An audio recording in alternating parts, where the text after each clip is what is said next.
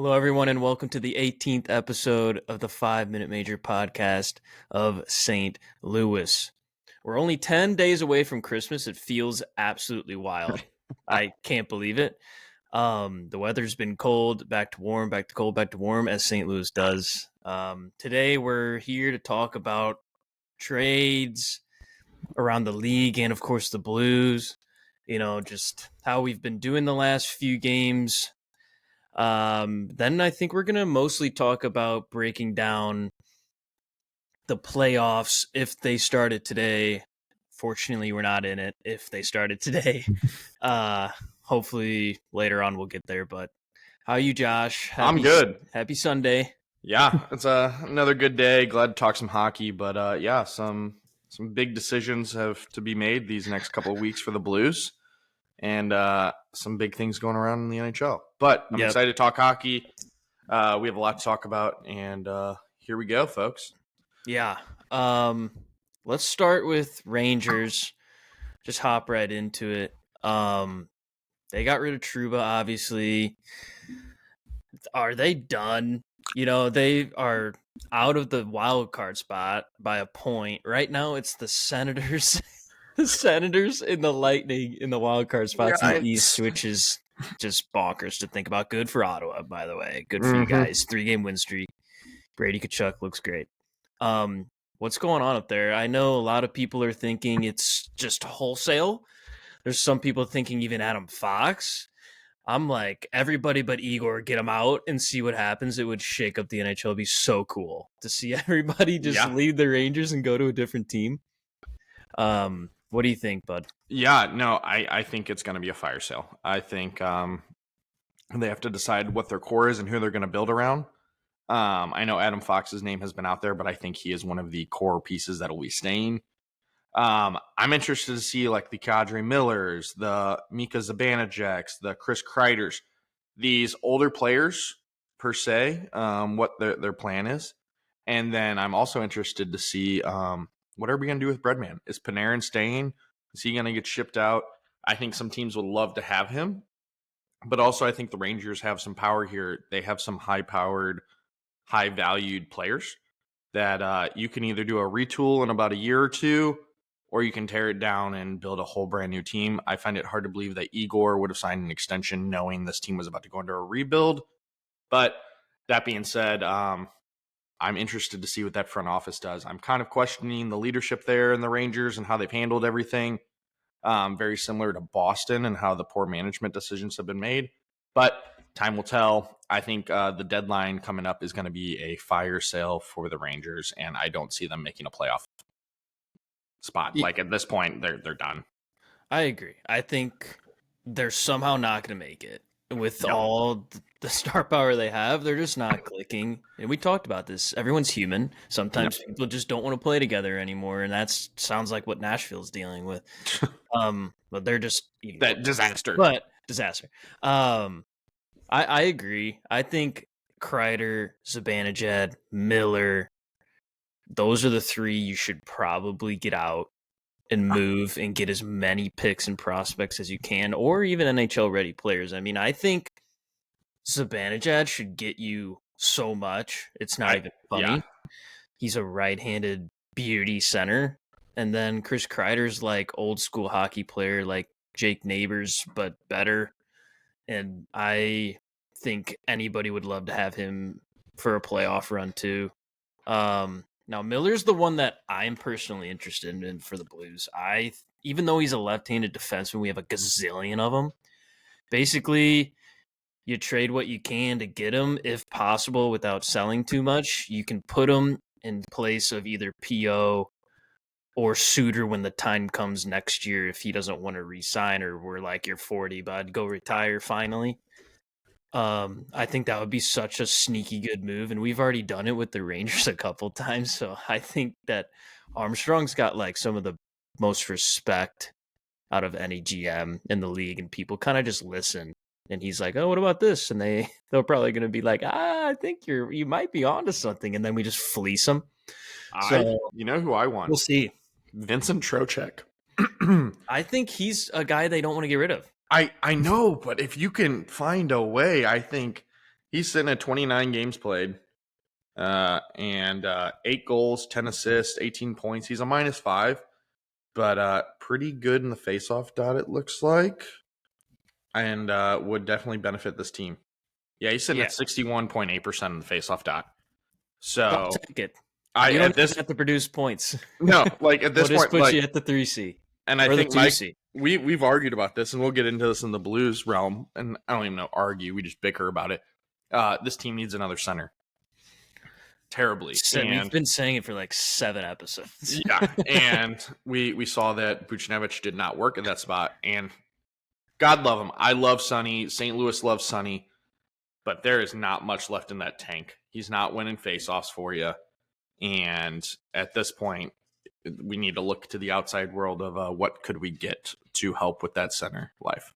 You know how I am about players and how like I get really, really stickler-esque Oh, about players. oh, I know. I sit next to I you at home games, so I know.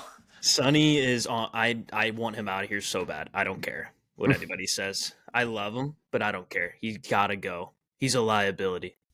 He plays hard, but he can't play fast enough. He's so beat down over the years of these knee injuries and stuff. He's got to stop, or we just got to send him to a playoff team and see what happens. Like I'm over it. Um, Face-offs are just like crucial, man.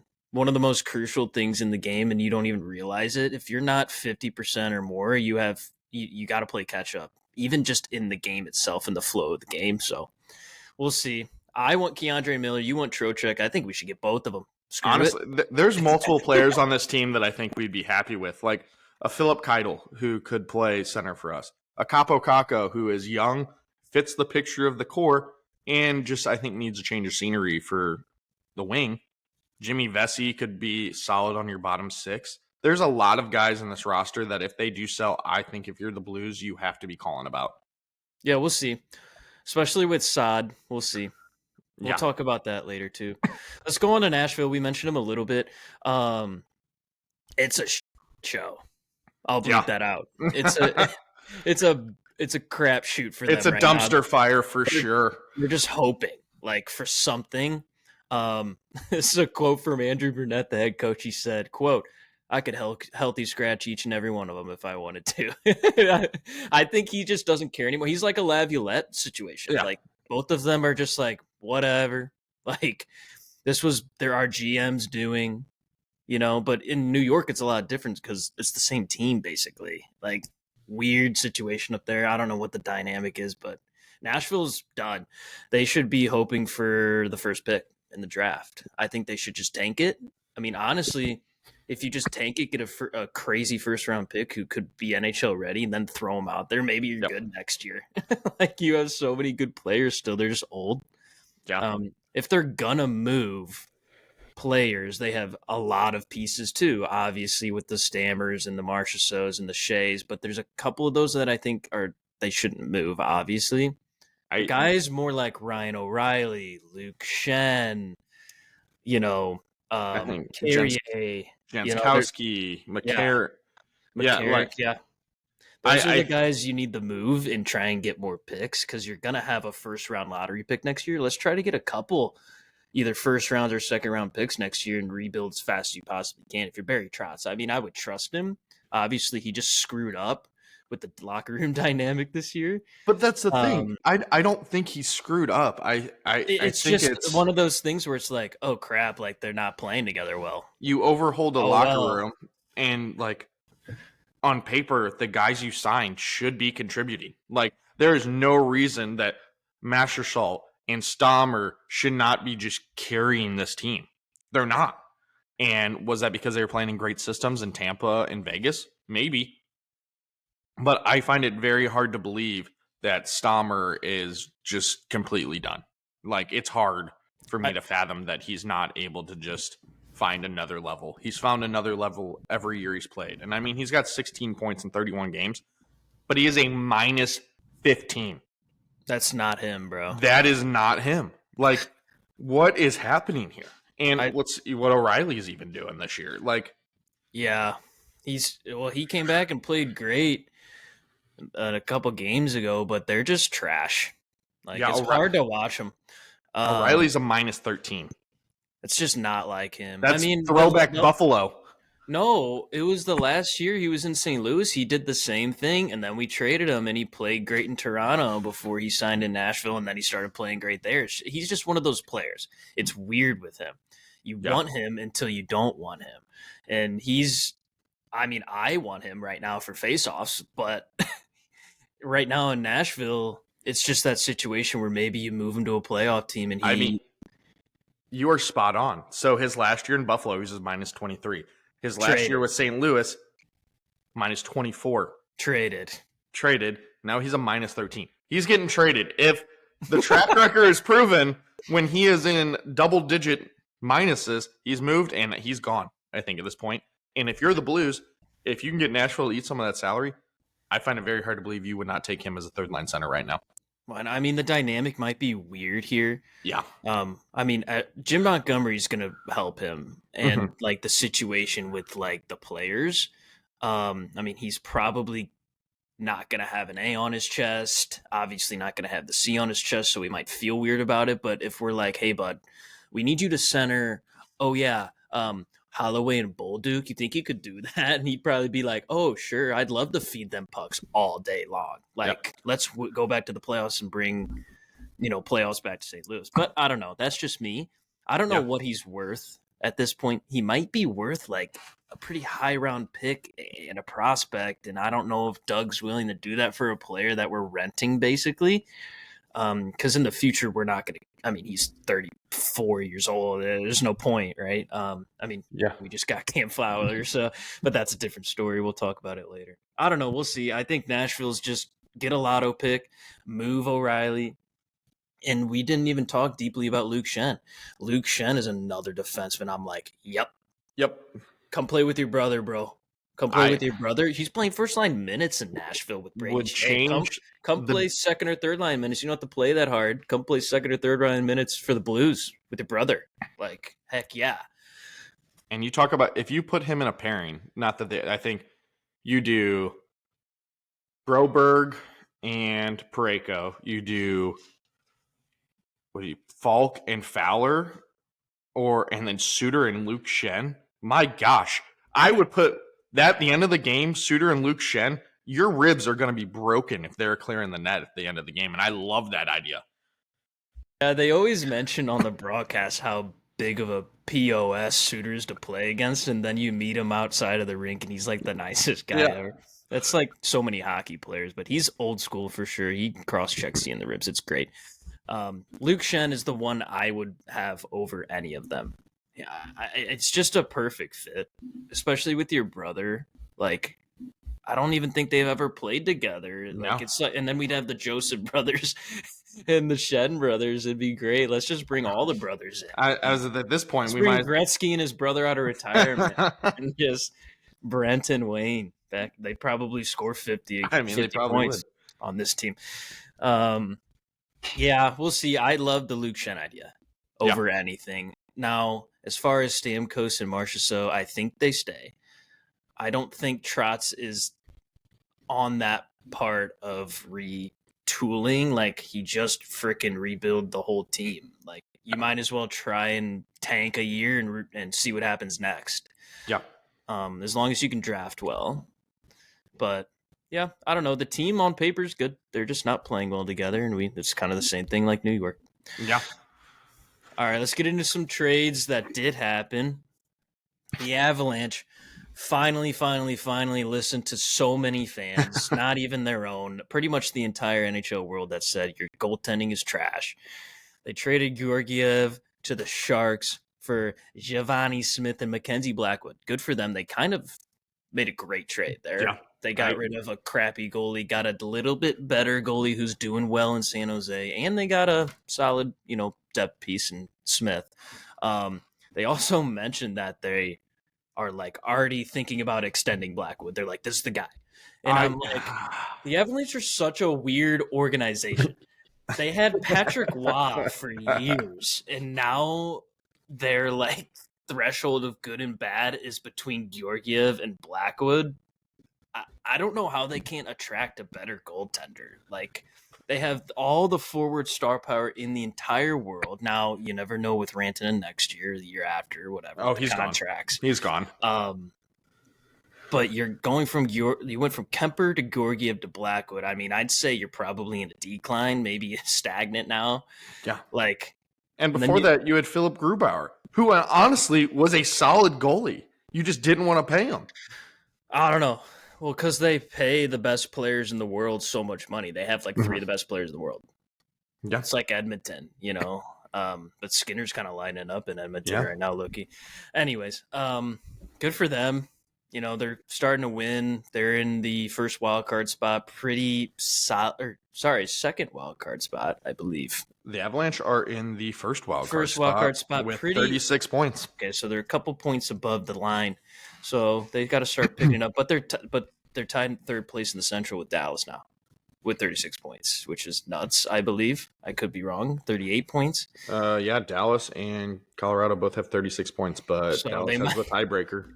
Okay, so you're on the threshold of making the 3 spot and having to play either the Wild, which, sorry, Minnesota, but Colorado in the playoffs is a different beast, bro. Yeah.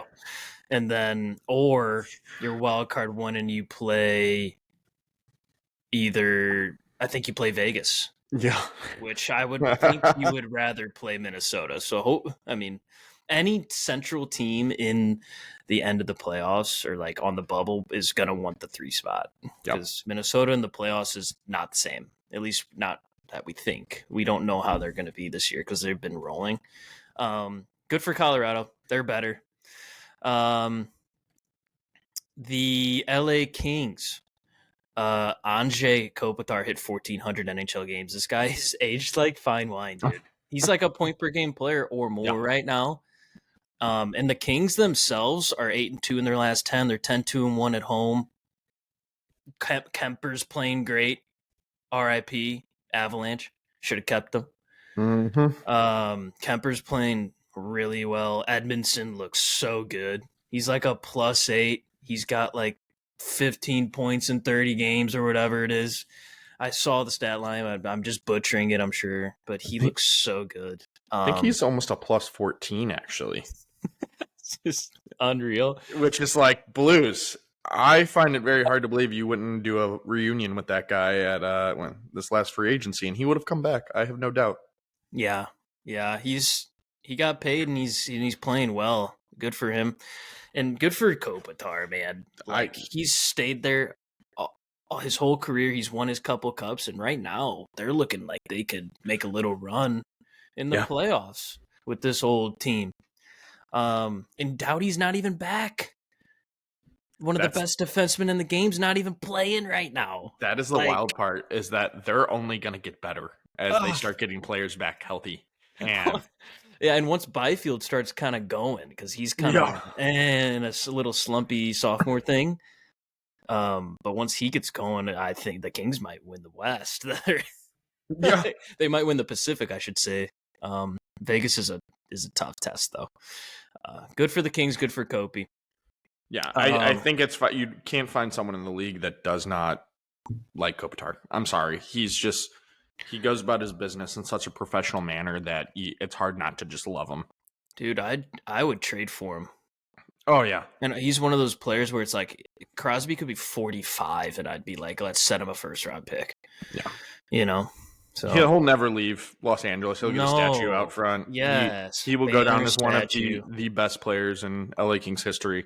One of the best European players, if not the best European player to ever play the game. Yeah. Behind Yager, I should say. But he's up there. And Timo. He's up there in the top 3. Like, so good. All right, the Oilers are 8-2 in their last 10. Just want to shout them out. Good for them.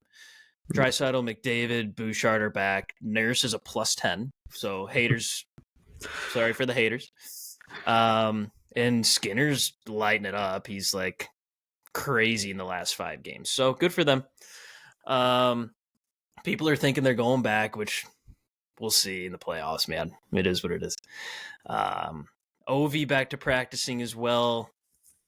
They gave him some sort of Russian medicine and he's back. So doesn't look like he missed a day. It's crazy. Nope. He was out there with Backstrom that one day, like taking one tease with Backstrom. I'm like, why did Baxter retire? Uh-huh. It's hurt too much. Anyways, good for Ovi. And I'll let you take this one because I don't really understand it. I don't think Yeah.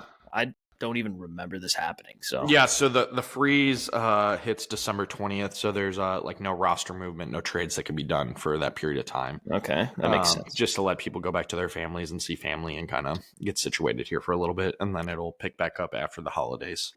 Yeah. So So if the Blues are looking to do some trades or some moves before the 20th, then we only got a couple days. We got about 5 days to see if any teams are going to make any holiday moves. all right, that Um, sounds good. yeah, so just a I little. mean, I mean, how long's that been a thing? I hope it's been a thing for long. Probably not as long as I think. Yeah, Because I think it was part of the collective bargaining agreement after the yeah, the lockout. I think. NHLPA was like, "Hey, Yeah, dude, it's Christmas Day. You're calling me to trade me." Yeah, yeah. that makes sense. Do you love skating but hate having to drive out of your way to have fun? Skate St. Louis can help. Skate St. Louis is a locally owned roller skating operation designed to bring unique activities directly to you. Created by co-owners Augustin Boydell and Brendan Religa, Skate St. Louis provides skates, safety, and entertainment equipment for all ages by turning parking lots, indoor facilities, parks, greenways, and more into amazing roller skating experiences. Go to www.skatestl.com. Email them at contact@skatestl.com or call/text them at 314-745-6096 for more details. Remember, support local St. Louis businesses, y'all. Looking for premium handcrafted leather goods that can last a lifetime? At Valiant Leather Works, they specialize in custom designed leather products made of the finest materials with expert craftsmanship. From wallets to belts to bags to accessories, each piece is crafted with finite attention and detail built to stand the test of time. With a lifetime warranty, elevate your style with luxury that speaks for itself. Valiant Leather. I personally have Valiant Leather products, and I'm looking at getting another one here in the next couple of days. He's working on a wallet for me. Please go to his website. He is doing free custom engravings with each order. So just go to valiantleather.com,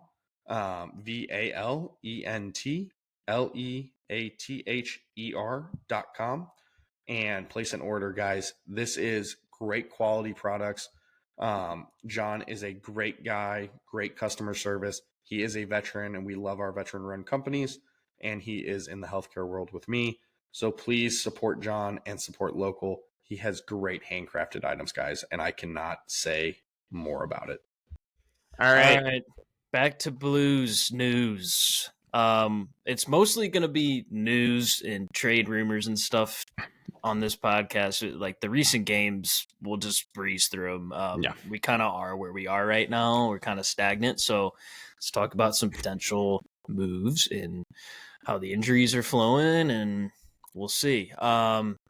You can go first, bud. All right. So Nick Leddy is still injured. He went on that Canadian road trip, was then sent home for further evaluation after flaring up that injury, which is still considered, I think, a lower body.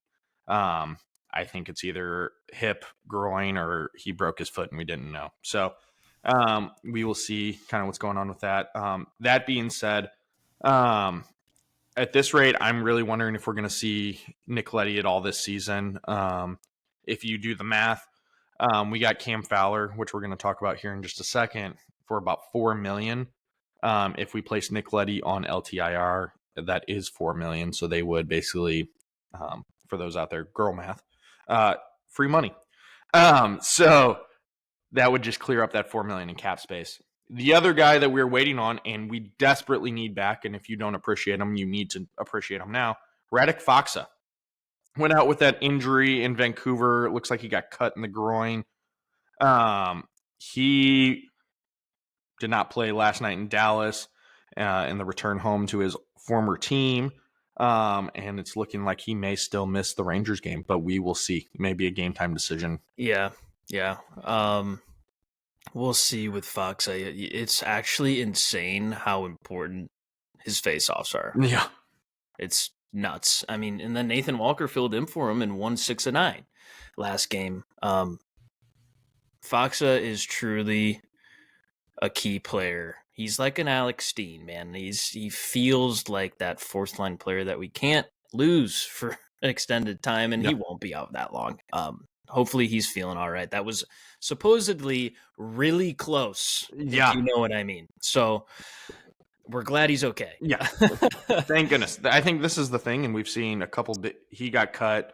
There was another player the Nashville other night. player McCarron, maybe? Yeah, cut in the neck, dude. Cut in the neck, and a neck guard wouldn't have even caught it because it was so high up. So this is a dangerous sport in ways, and no matter the equipment and everything, there's always still those fluke injuries that can happen. Yeah. All right, Brandon Saad. The saga is picking up here. Mike and I have talked about him not contributing. He was a healthy scratch against your Dallas Stars. A lot of rumors surrounding him right now. I know Elliot Friedman on the Saturday night, freeze frenzy or whatever he calls it. Sportsnet, whatever. Yeah. He was talking about it. Said the Blues would like to trade him. And there seems to be some rumors surrounding him around the league about him getting traded. It just is not clicking this year. And I hate to see it because you love Brandon Saad. I think he's a great American-born player, 2-time Cup winner, and I think to this point had really never had to be scratched in his career. So maybe it was just hit the reset button. Maybe we'll see him in the lineup. Lineups in morning skate hasn't happened just yet that we've seen. So he's a perennial 20 to 25 goal scorer. So maybe he's just going to need a little change of scenery or maybe just that hard reset button. Yeah, I think the way the team's going and how old he's getting, he's slowing down. I just don't think he realizes how important he is. I hope that like Montgomery and them can be like, hey, bud, like we need you to be the guy. Like, yeah, we need you to be a part of the top 6 scoring crew. Start scoring. And I think maybe he kind of is ready to just be that third line vet guy. We'll see. He's from Pittsburgh. Pittsburgh, come talk to us. We love like an O'Connor. We love an O'Connor, something like that. We'll see. And for reset, I mean, I still think he can get 20 goals. For sure. It's not hard for him to score 2 a game. I mean, he's done it so many times in the Blue Note that I can remember. We'll see what happens. I'm sad. You know I love him. I'm sad. Yeah. One of those former Blackhawks that you learn to love. For sure. So we'll see what happens. This was right after we traded for Cam Fowler. Mr. Matthew Kessel got sent down to the AHL Thunderbirds. He needs it. He's just not quite ready. He looked a little bit better the last couple of games, but he's still not ready, just in general. But we really need him for right-handed defenseman if we're not going to go out and get one, because we're getting a lot older on that side. And I think we're really trusting his development for sure. Yeah. He'll be a big contributor down there as he is, and he'll go play heavy minutes down there. He's going to go down there. He's going to play heavy minutes. And for those of you who are angry about this, so the Blues are in a weird spot right now. Matthew Kessel can clear waivers, doesn't have to go through waivers. He's almost about to the game minimum that he can play with having to clear waivers. The other thing is, I think if you put P.O., he's getting picked up on waivers. If you put Scott Perunovich, he's probably getting picked up on waivers as much as we have talked about him and we're frustrated with him. He is still valuable to some teams. And you're not going to send Suter down. You're not going to there's players that you were like, well, just get rid of it. It just isn't going to work that way. So Kessel goes down. He's going to get heavy minutes down there. Not to say he's not going to come back up if we make any other moves. But at this point, let him go play minutes, go play power play, go play penalty kill, be the leader down there, help Springfield really turn it around a little bit more. And then we will see what the future holds for this Blues team and future moves. Yeah, I always liked Kessel. There's some moments where you're like, whoa, buddy, like you're not ready. And he'll be ready when he comes back up, I think so. For sure. Because we'll need him. So yeah. So directly before that, we traded for Cam Fowler and a 4th-round pick. We sent over a 2nd-rounder and then Biaka Batuka from the ECHL Everblades, the team we actually just became affiliated with like this year. He posted on his story, just tagged the Ducks. He seems like, oh yeah, we're gonna go play some more minor league hockey. He wasn't really gonna be anything here, so hopefully we'll see if he can be something over there. Good for him. Cam Fowler. Rough start to the year. He got hurt, came back. He's been like -2 every other game. I just think the Ducks' retool of trying to get these younger defensemen to play didn't involve Cam Fowler. They've been talking to each other for like a year now, he said, about moving him. Yeah, in the summer, they were asking him where he would go. Yeah, so, I mean, he had, what was it, a 4-team trade list. So he had a list of 4 teams he would go to. The Blues weren't on that list, so he waived his entire clause to come to St. Louis. Yep. Pretty insane to think about. I love Cam Fowler. I've always loved Cam Fowler. I think we should have went after him a while ago, but the Ducks weren't ready, obviously. I think he's gonna be a big part of, trying to help Benner out. And honestly, they have been otherwise. They also needed to take some minutes away from Suter. This guy, he's just been, I mean, he's a workhorse. Props to him, but he can't be playing 22 minutes a night. He's got to play like 18. We'll see what happens tonight against the Rangers, the 15th of December, if you guys don't know. I mean, Fowler's been on the road for like 2 weeks. He's got a baby at home. His wife's pregnant still with another one. He probably wants to chill. Luckily, we're back home for a little, like almost the whole week before we go over to the East Coast, I believe. Or Florida. So we'll see. Maybe he can kind of settle things in a little bit the next few days. I'm extremely happy to have this guy. I think people are kind of overreacting to the age thing and the money thing. Honestly, it evens out. It evens out. He's a good player. He eats minutes. And let's be honest, he was averaging 21 minutes a game in Anaheim this season. The year before that, he's looked like anywhere between 24 to 21. He played almost 18 minutes in his first game on short rest after flying from Columbus to Dallas and looked like he hadn't missed a beat. Yeah, he looked really good. And it's the simple plays. I think you and I were just back and forth. He just makes the simple plays, the smart plays, does not put himself in bad situations, and he is going to be very important in this team. Great locker room guy, and has played, I believe, with Falk before in the USA. No, he's Canadian. I thought he had played with Falk before. No, they mentioned he played with Shen.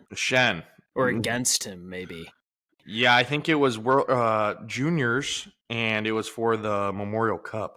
Okay, that makes sense. I think he played against Shen. Yeah, he was with Taylor Hall that year, and they beat Shen's team. Nice. Yeah. But he will be great for this team, and I think a lot of people are like, we gave up a 2nd-round pick. Yes, we don't have a 2nd-round pick till 2028, but it's always a roll of the dice on a player. And the pick that we gave up is a 2027 pick, which we're not going to see a player that we draft in 2027 until about 2030 or 2031. So the Blues are about to get a lot of young players in a very short period of time that we've drafted, developed, and draft picks. We can get them back if we need them. Saad can get you picks. We can sell off guys real quick if we want to get picks, like Armstrong said. But he's viewing we need players now, and he thought that this team was not going to be able to continue with these minutes. And I get it. I was worried about that. And Cam Fowler is just going to be a stud. Fans are going to love him. He's a class act. And he wanted to be here. Right there is all you need to know. If you are frustrated with everything else, forget it. Just focus on a player chose to come to St. Louis because he believed in the team, believed in the city. And he's like, I've heard the team's great. The locker room's great. Ownership's great. Management's great. Yes, that's a player talking. But he also, the biggest thing he said at the end was, my job is to play hockey. That right there is all you need to know. He came here and he said, my job is to play hockey. I am tired, sure, but I play hockey and it is my job to come here and perform. And I love that energy in this locker room. We need more of it. I feel like it's kind of gone the wayside. Mm-hmm. So I think we've brought in enough guys in the locker room that'll keep saying that type of stuff around each other, and it's going to change the mentality even more than it has. Yep. Just don't get discouraged. We're not far out of this thing. It's feeling like it. When you see a Utah above you, you're like, crap, man. Like, are we really that bad? It's not even the New Year's. You never know. We're still not as far out as we were in 2018-19, man. Like, that was just not even normal. You never see it. We'll see. We're still in it, boys and girls. Yeah. Oh, and one more thing. We didn't really mention this. Ducks retained just under 40%. So, right, like you said, it mirrors the Letty contract, so evens out. And then if he does play every game up until New Year's Eve, his 1,000th game in the league is the Winter Classic, Which is awesome. which would be nuts. And I don't think he's going to stop playing. Nope. Just the person he is. We'll see. I'm happy for this guy. He was a guy like 5 years ago. I wanted. We'll see how he does. We're getting all the guys that you and I have talked about for years that we would have loved on our team in their prime, like Cam Fowler, would have loved him.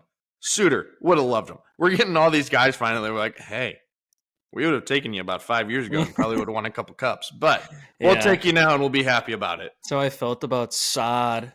Yeah. I was like, oh my God, Saad's in Columbus. He's in Colorado. He's lining us up against us on Colorado. He was like their best player against us in that series. And then he finally comes here. I'm like, yes, finally. Let's run through the past 3 games really fast, and then we'll get into the playoff picture. All right. Let's see. So we played Vancouver. Big win. Huge win. Overtime win against Vancouver. Score 4-3. Goals from Holloway, Thomas, and just fantastic game. Like, I think it was some of their best games, in my opinion. Yeah. Holloway's just the whole road trip. He was the guy, and before that, when Monty took over, he's the guy. And these next 2 games we're going to mention, he was the guy. He's just constantly moving, constantly making plays himself. Thomas started a little point streak. As of yesterday against Dallas, he's on 6 games. So good for him. He's kind of figuring it out again. He still makes some questionable passes. Just like he's got to mature about the little backhand no-lookers, personally, in my opinion. Yep. Other than that, we were up big, gave up the lead, came back and won an OT on a Holloway beauty. So let's go Blues. And then we came home. And we played the dreaded San Jose Sharks. It's just like the dreaded Arizona Coyotes back in the day. We lose 4-3. We had 0 offensive pressure until it was too little too late. They played Georgiev in this game, okay? And we have talked about how bad he is. And he is awful, dude. Like, he's playing on a worse team. He's swimming everywhere on every play. We were there watching the game. He looks bad. Let's shoot the puck 40 times and we'll score 4 times or more. Nope, we only shot the puck like 20 times and we still scored 3 goals. It's mind-boggling. He's just one of those goalies that you need to pepper and he'll make a mistake. Yeah. I mean, he made only 17 saves and won the game. He's like a fish out of water. His positioning is like brutal, dude. Oh my god! I can't say it enough. Swimming everywhere on simple cross crease plays. We just think he's not strong on the push off and stuff like that. So, and like you 5 said, goals are easy on him. Like he wants. It's almost like he wants to make this miraculous save every single time. It was Mike in the middle of the game. He's like, why doesn't he just make the easy save? It's like he wants to dive and make the Marty Brodeur style save. It's painful to watch, and you understand why. Colorado's like, yeah, sorry, we're done. This isn't going to work. And San Jose's like, sure, we'll take him. And of course, he finds a way to win against us. Yeah, that's because the team played so bad. It's just it really stinks. It's a very physical game.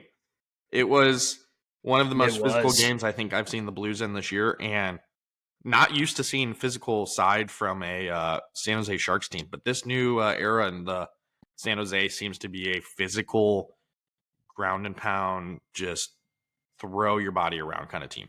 Well, they were coming into the game very, very hyped up. We were Yep. beat up. Just even Monty said it that we might not have our legs, which is like, Yep. what are you talking about? Like, we're professional sports players, professional athletes. We don't have our legs as a Yep. team. I mean, it is what it is. The usual suspects looked good. Holloway, Yep. Thomas.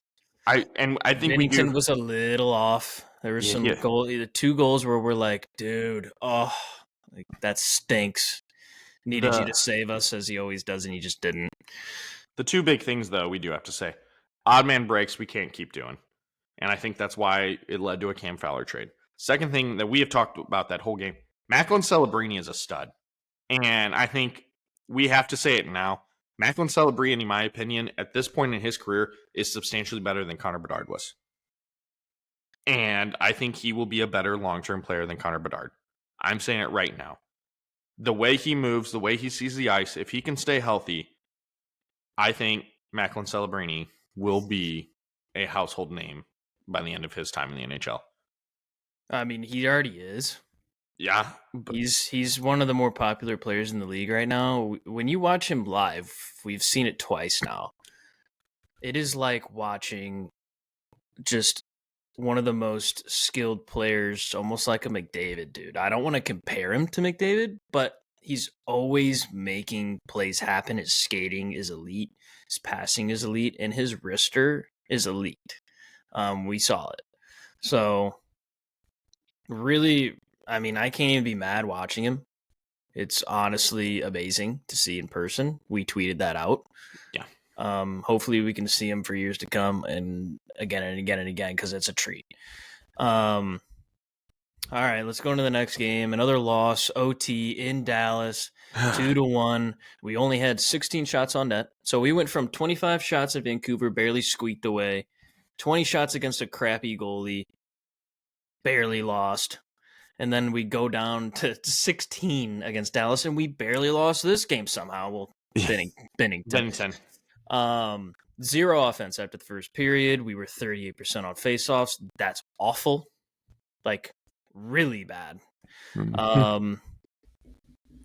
I would say Fowler looked good. He made a couple really good plays. Yeah. Holloway looked great again. And then Bennington was just vintage. Yeah, he looked really good. Thomas continued his point streak to 6 games. Other than that, it was just kind of floaty hockey. Dallas should have scored 7 times. Bennington was amazing. We had 0 offense. Yeah, and Lou Korak, he tweeted out, he goes, I mean, the face-offs in the second and third period were some of the worst in the past few years for the Blues. Yeah. Walker was 6 for 9. If you take his face-offs away, you're literally at 30% for the game. That is so awful. And when you're losing that many face-offs, you're playing catch-up instantly on the ice. It doesn't matter about the score. You're playing catch-up on the ice. You're losing momentum. You're losing possession in either zone. There it is. They had almost 40 shots. They almost tripled our shots, and we still made it to OT and got a point. Which we did not deserve. We didn't deserve. No. Should have lost 5-1, man. I don't really have anything else to say. I'd say Dallas is, you said it actually, Dallas is pretty easy to play against. Yeah. Our defense was, I would say, pretty solid. Mm-hmm. And our goaltending was amazing, but they don't seem to have like a crazy star power player, because Robertson isn't even lighting it up that much this year. He did have a power play goal against us, which was really nice. But without like a Sagan in there, because he's hurt for long term, and they don't have... Matt Duchene. Duchene is their superstar right now. Yeah. Which he's been really good. But they don't have... They're kind of like us in a way, but they still have... They roll 4 lines. They roll 4 lines still. They have great D group and a stud of a goalie. And they're built from top to bottom. Great. They're built for playoffs. They will be good. They will. Yeah. They're fine. I think they're on a little bit of a struggle bus right now. But that being said, they're going to be a good team. They're going to be hard to play in the playoffs. And Dallas has just built a team, and they're getting young players that are contributing offensively. So Yeah. that being said, move on. We got a point. We needed we needed 4 in these last 2 games to really jump ourselves up into a good spot. But Rangers today, and it's going to have to be a big game for us. Yeah, Rangers today. I don't think we should accept anything but a dominant win. Yeah. We need it for the morale. We need it for the standings. We're 2 points behind Utah. We're 5 points behind the Avalanche and the Stars. 4 points behind Vancouver in the second wild card. So I think it's time to step up and win games against teams that are struggling. You have to have a good end to your December if you want Yes. any shot about making the playoffs. Well, I want to go into the Winter Classic with like a win streak, man. I want to go in there and dominate the Blackhawks in I agree. Wrigley, like we did against Minnesota in Yes. 2021. Yeah. We went in there and blew them away in -3-degree weather. So let's do that again. All right, let's go to the entire league here. We're just going to quickly run through the current matchups that are going to go through. Maybe we'll talk about who we think is going to win. I mean, this is very unscripted. We're just going to chat for a little bit. We'll start with the current playoff picture in the East. You have the Maple Leafs leading the Atlantic. They took over the Panthers. They're up by a point or 2 on them, and they're currently matched up with the Ottawa Senators in the second wildcard spot. I'm so happy for them. Toronto wins in 5. I think Toronto destroys them. Yeah. The only way Ottawa has a chance to make this go 7, Allmark has to be perfect. Yep. And that's usually how it is in a lot of these playoff series. The goaltender has to be good. And Stolarz is hurt right now. Is Woll going to stay healthy? We'll see with the Maple Leafs. They might slip down and have to play the Bruins again, which I think they can beat the Bruins, at least this year. But we'll see. This is the current matchup. The Senators, they need perfection. Brady Tkachuk in the playoffs, please, please, please. Just asking as a fan. He needs to play playoff hockey. This kid is built for it, just like his brother. Yeah. And his dad. Okay. Yeah, I'll say Maple Leafs in 6. I'll just give them an extra game. Yep. Panthers, Bruins, the bitter rivalry that formed a couple years ago. This one's a bloodbath if it stays true. What do you think of this? Panthers and I'd probably say 6.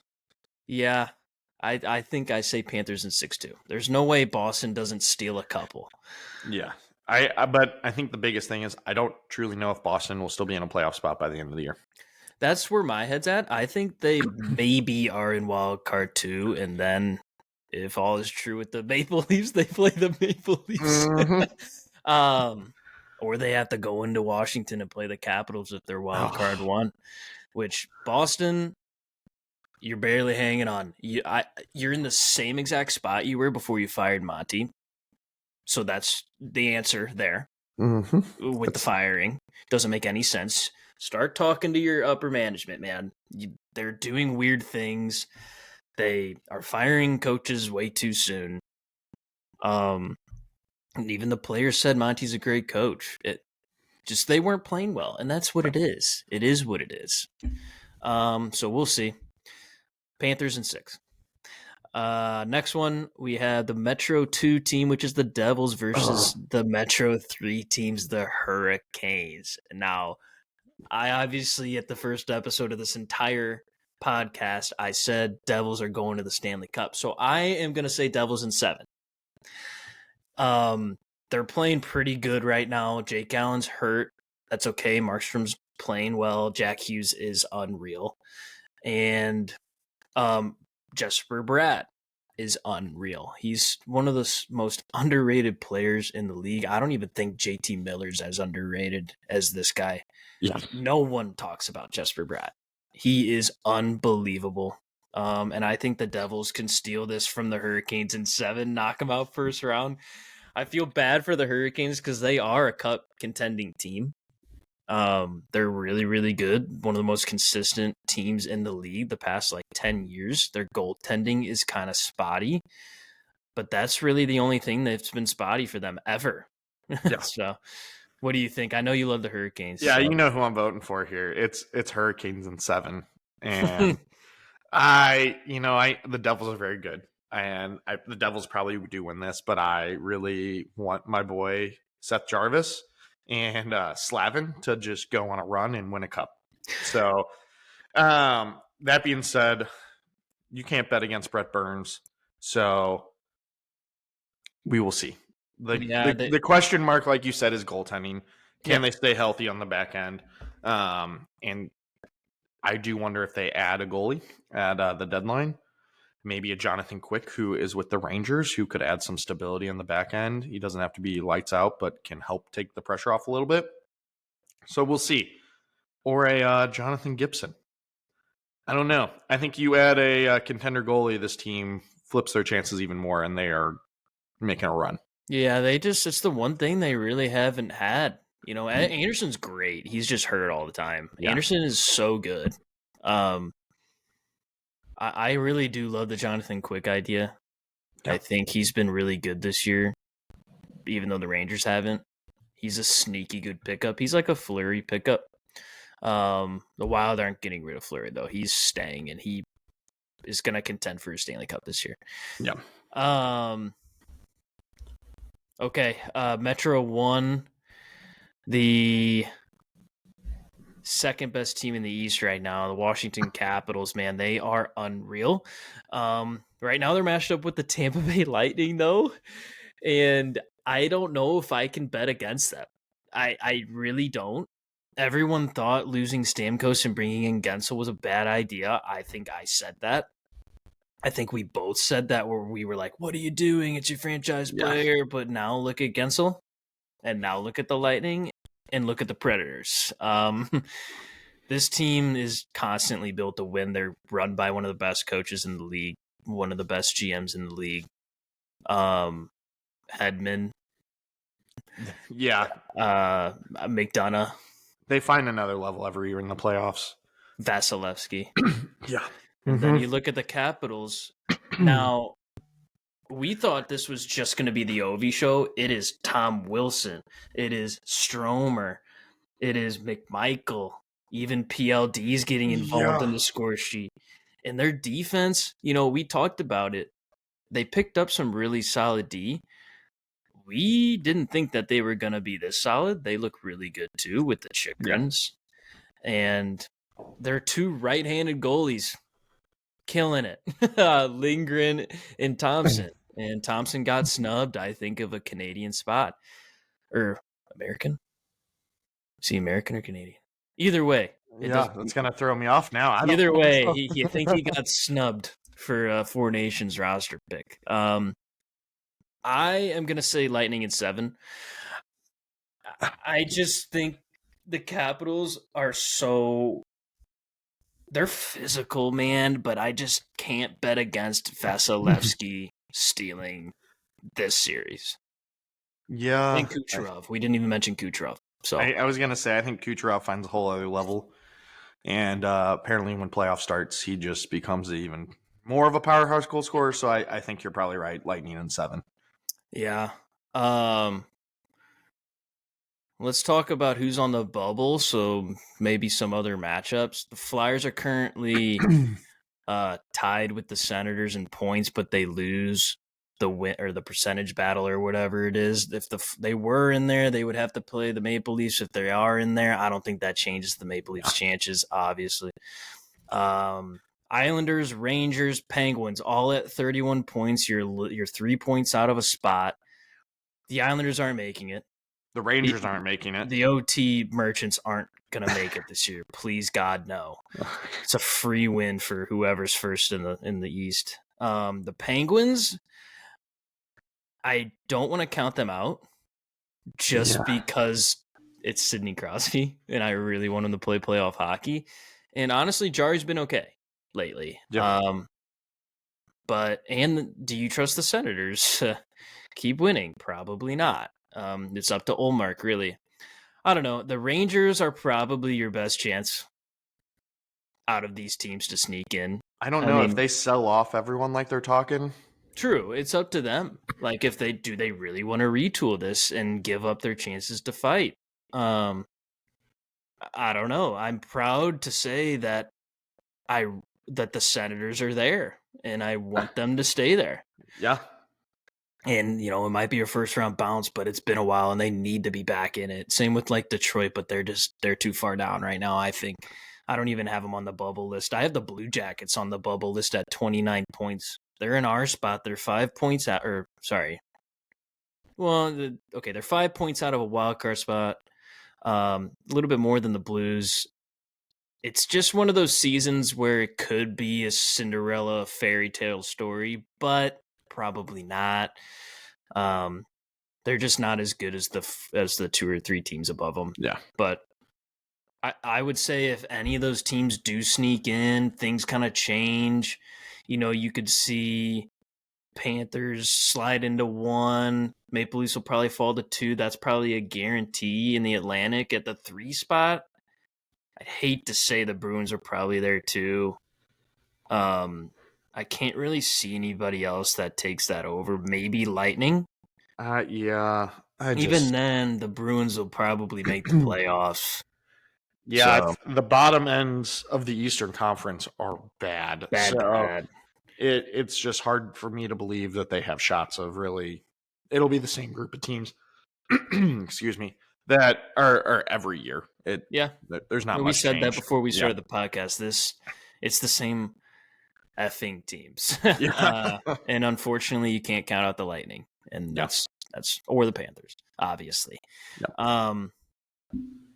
Now, who do you think is going to come out of the East entirely? We did kind of talk about this, but maybe your mind has changed with who we see here. What do you think? I mean, I have like 3 teams here. So I think the Panthers, they're built to go all the way again. Yeah. The Devils, if they get healthy and they stay healthy, they're real big contenders. And then because I love the Hurricanes, I got to throw them in there. Okay. I don't think the Leafs are able to come. They'll make it past where they've gone. I could see them in a conference final, but they fall short. Okay. So I think you're going to probably see the Panthers or Devils in the final. Yeah. I'll say Panthers, Devils, Caps. Yeah. I think it might be one of those years for the Capitals. We'll see. But I think the Panthers had the best chance with Devils close by. Yeah. That would be really cool to see someone different. So that's why I'm kind of rooting for the Devils. But we'll see. They're fun to watch too. Yep. All right, let's go into the West. We'll start on the Pacific side. Let's go with Pacific 1, the Golden Knights. Right now, they're paired up with the wild card 1, which is the Colorado Avalanche.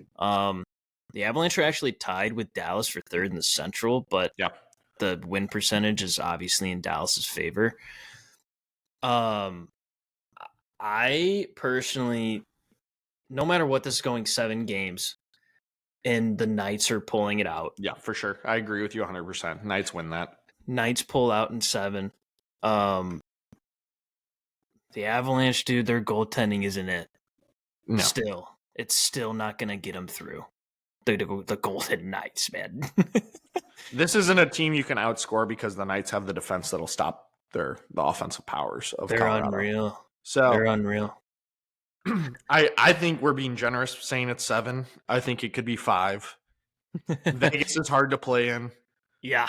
So is Colorado. Colorado is hard. That's true. But I think the Knights are just an overall better team. Yeah, we talked about it before the podcast. I think they're the best team in the West. And when we were doing predictions, I had them possibly missing. Yeah. They came out and shoved that right in my...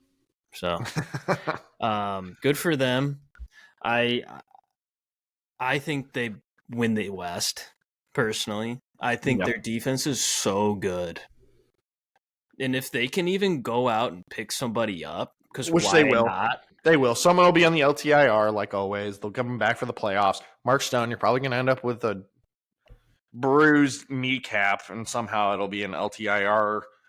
And then they'll add 2 players, and then look at this. Now we have a powerhouse team. But yeah, I mean, Maybe Luke Shen's an option for them. Oh no, I don't Uh, want it. Don't do that to me. maybe Keandre Miller. You Oh, know, stop it. we'll Don't do see. these. I mean, at this point, I kind of just laughing with Vegas about how Yeah. funny their team is. So good for them. All right, let's go. Let's go. Kings Oilers. This is the matchup every year, man. Yep. Oilers are on a heater. Kings are on a heater. It's a pretty evenly matched series. It's McDavid versus defense, Yeah. and I. It's going 7. Yeah. It's so 50-50 for me. Oilers win it. You think so? Yeah.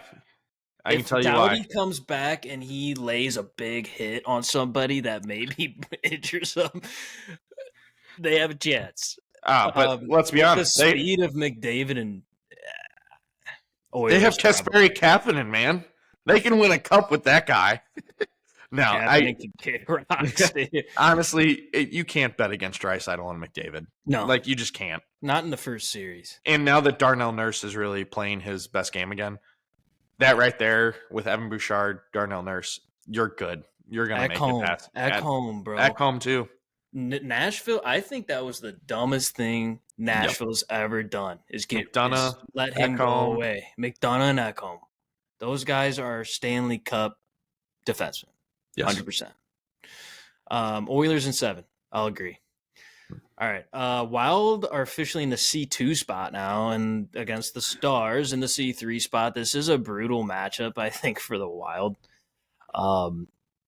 They're kind of, if they can't win the Central, man, and possibly play the wild card 2 or 1, which you hope it's not the Avalanche, they're probably getting bounced in the first no matter what. Personally, the Stars are a Stanley Cup team. The Wild are a Stanley Cup team. Now, the question is, are the Stars too heavy of a team for them? I don't think so. Are they? What do you have a record of how they've played against each other so far this year? I don't have that off the top of my. I don't have that one. Let me see if I can find it while we're talking. I mean, Kaprizov is going to make this a crazy series. Yes, but the defense for Minnesota has only gotten better. Yeah, I think it's an underappreciated thing for them. Yeah. You got you picked up players that are going to only make you better. Like they have a Brodin, a Faber, a Middleton, a Spurgeon, and a Bogosian, which is really solid. Yeah. They also have one of the best goalie tandems in the league, Loki, with Gustafsson and Fleury. Gustafsson is underappreciated, man. He's been because he's just played lights out against the Blues, but like he's the real deal. He's been so good. So good. I don't know. I think it goes 7. I think I want to pick the Stars because I have them winning the cup, and I can't really break my promise until things change. So I'll say the Stars in 7. It would be hilarious to see Minnesota lose in the first round again. Yeah. Right now, Dallas is 1-0 in the series with a 2-1 win over Minnesota in Minnesota. So it was a close game. Also, they have David Jurcic. Oh, yeah. They picked him up, too. Or Jurcic, whatever his name is. Which it doesn't look like he had played for them yet. Yeah. Weird. I noticed that. So I don't know. Dallas is one of the most structurally sound teams in the league. We'll see what happens. If they can contain Kaprizov, I think they win in 7. Okay, we have Jets, best team in the West right now, going up against the Vancouver Canucks, who are in the wild card spot. Yeah. 2 wild card spot at 35 points. This is going to be a good series. I think the Canucks, being the team they are, I think they might push this to 6 or 7 as well. Now the Jets are kind of playing normal again after going on their crazy run. I I like the Jets winning in 7, though. I think Hellebuck finally has enough support where he isn't going to have to win every game for them and be gassed. Yeah. And I think the Canucks goaltending situation is so up in the air. I feel like they've played 4 goalies this year. Dempo coming back is going to take Lankinen's time away. We'll see. Jets. Yeah, I think it's going to be the Jets. And I think we're going to see if Vancouver makes some decision on some trade candidates too, with the talks about Brock Besser and JT Miller and their futures. Yep. But I think the Jets win the first round. Will they have enough in the tank to go all the way in the playoffs? I think it's hard to find out when you're playing your goalie yet again almost every game. But that being said, I think the Jets win in, I don't know, 6, I think, in my opinion. Yeah. Yeah, they're just better. Yep. Let's go to the bubble teams. The Blues are on the list. We're kind of down the list now. Flames are tied with the Canucks with 35 points. The Utah Hockey Club at 33 points. Kraken at 32. Blues at 31. And then there's Sharks and Ducks are at 27, 26. I just have them on the list because the Blues are kind of at the bottom of the threshold, man. If we want to make it, you got to win. You got to go on streaks. You can't lose in overtime. It seems like the Utes are on a run. It seems like the Kraken are kind of finding their game sometimes. Like, then the Flames are sticking around. Now, the Canucks and the Avalanche are such great teams that those are the teams that need to lose. Like, if you want to come back and start winning, they need to start losing. And I think the team that has the most chance of doing that is probably the Avalanche, strictly because they're goaltending. I don't know. You gotta win in New York tonight to tie the Utah Hockey Club. Gets you within those 2 points again. You gotta go on a run against really good teams coming up. Like, we have the Devils and the Lightning this week as well, which is ridiculous. I feel like we've played against them every game. We'll see. Does Doug Armstrong make more moves to make this team better to get us into a playoff spot? That is kind of what the topic of conversation is before we end this thing. You have to. Yep. You have to. Saad was a healthy scratch. Get him out of here. I love him, but get him out of here. We need a center. And then we need a right-handed defenseman still. Which will be hard to find. It's so hard to find right now. I think that's why we have who we have back there right now, just to fill the void and eat minutes. I'm not even worried about the defense, though. I'm more worried about us getting chances in the offensive zone by winning faceoffs and making smart passing plays. Now, Montgomery has made things a little bit better. The past 3 games have not been great with offensive zone pressure or anything. The play is to get a third-line center. Who that is, there's a lot of... There's so many of them. Yeah. Don't play Sundqvist anymore. Yeah. That's what I think. Like, and don't play Texier either. No. He gets packaged up in a deal, and we bring in a third-line center. And when Fox is back, you can move Joseph up to the third line, play him with the new center with Bolduc or whatever we need to do. But we need to start winning 50% of our faceoffs in games that need to be won. We only lost by 1 in the past 2 games, and we didn't win enough faceoffs. So that's kind of the only thing we're lacking, personally, in my opinion. That's it. Yeah. I think there's 2 ways of approach. Do you add a center that adds grittiness, or do you add a center that adds scoring? Right. Option-wise, I think Trent Frederick is the guy that I think the Blues want. I think he's probably the easiest to get. Yeah. Yes.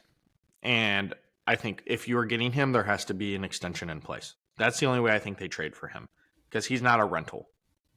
If you're going rental, you have to look at the older market, which then you're talking about guys out of Buffalo, guys out of Detroit, guys out of Columbus. But they know they have the power, and the price will probably be high. So this Blues team has to really make a big decision Also, if you're looking at some other centers like Kozar from Buffalo, he's making Dylan Cousins. Yeah, Cousins. Dylan Cousins. He's making $7 million. It's wild. So yes, we have money right now, but we cannot handcuff ourselves when we're trying to re-sign the Brobergs, the Holloways, the young talent. So I don't know. Morgan Geeky may be out there. I don't know. I'm Yeah, interested. I wish like a Adam Henrique wasn't on like a Edmonton Oilers because he would be a great sign for the Blues. I don't know if Nashville's going to really want to trade within the division either. So, you're calling Anaheim again. You're calling Pittsburgh. Like, I don't know what the plan is. I think there could be deals with Buffalo for some other guys that they have.